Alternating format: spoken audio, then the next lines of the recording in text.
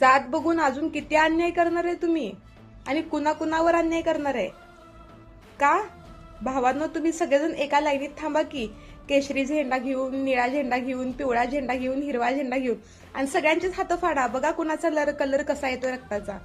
लालपेक्षा कुणाचा पिवळा आला, कुणाचा निळा आला, कुणाचा हिरवा आला, कुणाचा केशरी आला ना, मग जातीभेद करायला तुम्ही डिझर्व करता.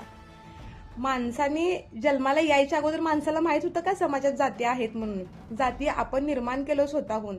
अरे जाती नष्ट करायचं काम आहे का जातीभेद वाढवायचं काम आहे तुमचं?